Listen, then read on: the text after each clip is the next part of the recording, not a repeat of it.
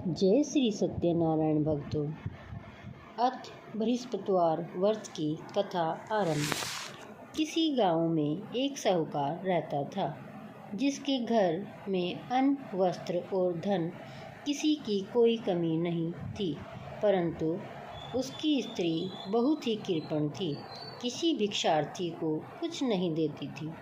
सारे दिन घर के कामकाज में लगी रहती।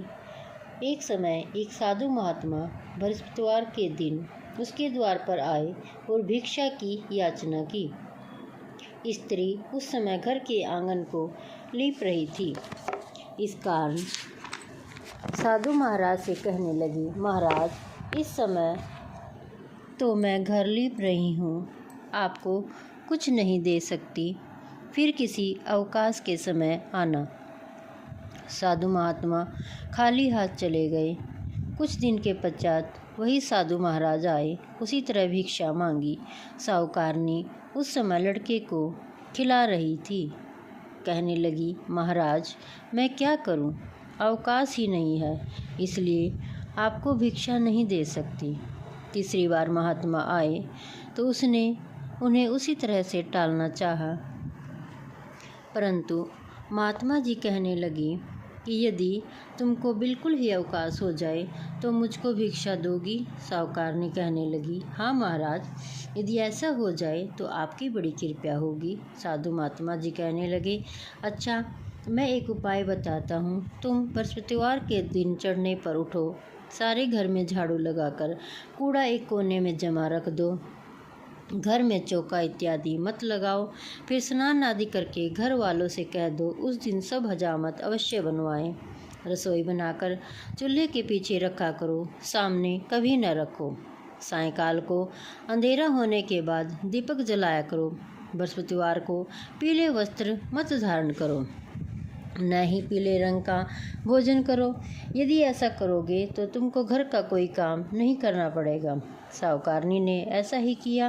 बृहस्पतिवार को दिन चढ़े उठी, झाड़ू लगाकर कूड़े को घर में जमा कर दिया। पुरुषों ने हजामत बनवाई, भोजन बनाकर चूल्हे के पीछे रखा। वह सब बृहस्पतिवारों को ऐसा ही करती रही। अब कुछ काल बाद उसके घर में खाने को दाना न रहा। थोड़े दिनों में महात्मा फिर आए और भिक्षा मांगी, परंतु सेठानी ने कहा, महाराज, मेरे घर में खाने को अन्न नहीं है, आपको क्या दे सकती हूँ? तब महात्मा ने कहा कि जब तुम्हारे घर में सब कुछ था तब भी तुम कुछ नहीं देती थी। आज पूरा पूरा अवकाश है, अब भी कुछ नहीं दे रही हो। तुम चाहती क्या हो, वह कहो। तब सेठानी ने हाथ जोड़कर प्रार्थना की, महाराज, अब कोई ऐसा उपाय बताओ कि पहले जैसा धन धान्य हो जाए।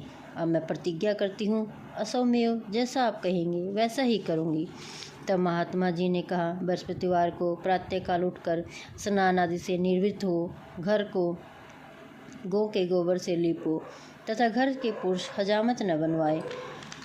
भूखों को अन्न वस्त्र देती रहा करो।